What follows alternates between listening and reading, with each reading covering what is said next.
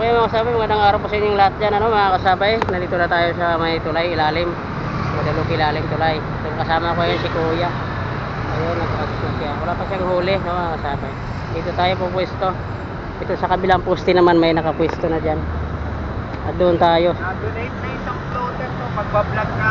Nasaan ang floater mo? Naanod na? Wala na. Eh, wala ka ng floater.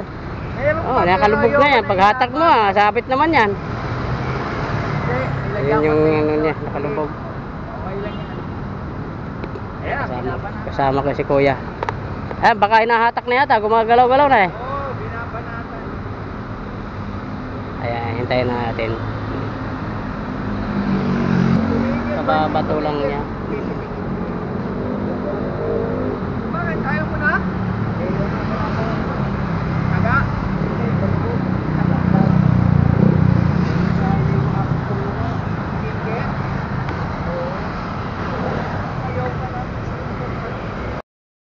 Okay, pupwesto na tayo doon sa pwestuhan natin habang maaga pa. Yung tanghali na mga kasabay. Nandun yung mga kasama natin dito. Pauwi na rin yung isa.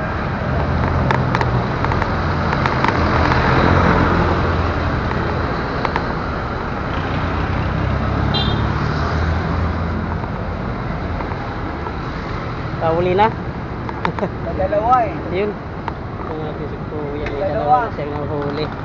Kaya nga, tambay lang muna natin itong ating bike. Nakadalawa na. Wow. Dalawa tapos apat ang guide. Sayang naman. Oo, nakadalawa na siya. Good size na. Pwede na. Ano, pauwi ka na? Oo, wala na eh. Gusto yung mga reserva. Yung mga taga, ganon. Magastos dyan, puro guide. Oo, maraming ano dito. Sayang. Maraming sabit. Kailangan paghagis mo, kailangan may ano, mayroon kang floater. Ayun nga mga kasabay, marami daw ang sabit dito banda. Pero dyan tayo pupwesto. Dyan tayo mulan pag-asa kung sasabit mo siya o hindi. Importante, nakapwesto na tayo sa spot saan tayo manghuhuli ng tilapia. So dito, itatali na natin tong bike dito. Ayan, bababa tayo dyan. Ayun mga kasabay, nakadali na tayo. Ito sa likod ng may puno, di nakikita. Ayun oh. On, fish on. Eh, di natin napapansin na may isda na pala nasa kumagat. Ayun, good size na rin ito mga kasabay. Yun ang isda natin. Kanina pa siguro ito kumagat, hindi napapansin. Ito, lalagay na natin sa styro na may yelo. Yan. Yan na. May kumagat. Kala ko wala kasi ililipat ko siya sa parting ano. Hindi kasi nakikita natin dito, nakatakip tong puno. Ay baka naman pag pumunta tayo dun, dumadaos-dos yan sa baba. Mahirap na yung mga kasabay, madadali tayo ng mga bato. Baka madaganan pa tayo. Ayan, hindi natin nakuhaan yung actual na pagkakagat ng isda sa pain natin. Yun o. Kapuno lang siya o. Oo, dito lang ako, papesto. Puno na. Mula pa, kaumpisa pa lang. Master Jojo. Umpisa pa lang. Ano, magutom na ako. Kain na ako. Di ka pa nga nagpag-umpisa, gutom ka na. Magtrabaho ka muna.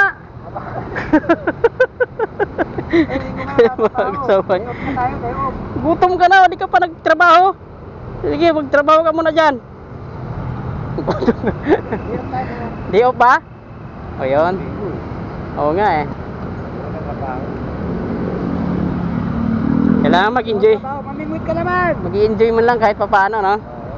Yan. Yan ang gusto ko. Enjoy pag may time. Hagis tayo ulit, pangalawang hagis. Oh, tubas ang tubig.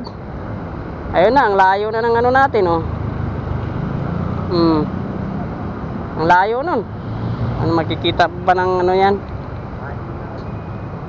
Kain ka muna? Nandiyan ang isda, pagkain, malayo pa. Sa bahay pa. Uwi ka niyan. Tap-tap yung bayan. Okay. Sige. Malayo. Yun, sabi, nakadali ulit tayo. Malaki-laki to. Ayaw dumigil sa kakapalag, oh. Yun, oh. Yun, oh. Nandun na sa may damo. Yap. Oh, huli. Yan. So, dali na tayo ng pangalawang isda. Ang lalim ng pinagpistuhan natin.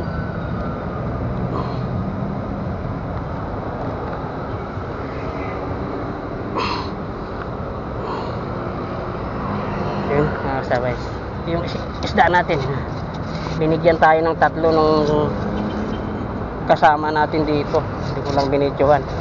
Baka sabihin yung mga kasabay na huli ko pa yan. Hindi natin huli yan. Binigay lang yung 3 dyan. Yung 2 lang sa atin, mga kasabay. Ngayong huli tapos ng kanina. Ayun, mga kasabay. Ang hirap kasi mga kasabay pagka magbabatay ng video, eh napakalayo ang isda. Hindi natin ma-gets kung may nakagat na kasi napakalalim ang tubig. Ngayon maramdaman yung kinagat na pala yung ating bingwit. Palayo.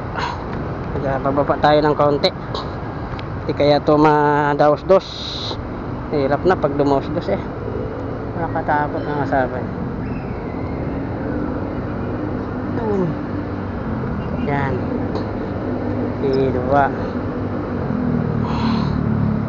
Mga kasabay, hindi na makikita yung floater. Ito, nakatakip eh.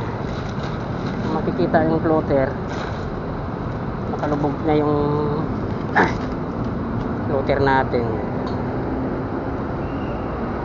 Ayun na.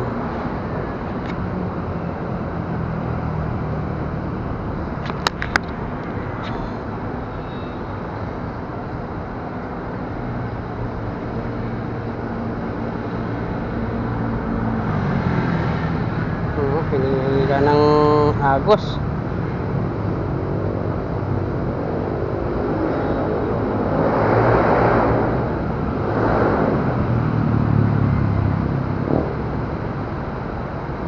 Sabi kasi magos.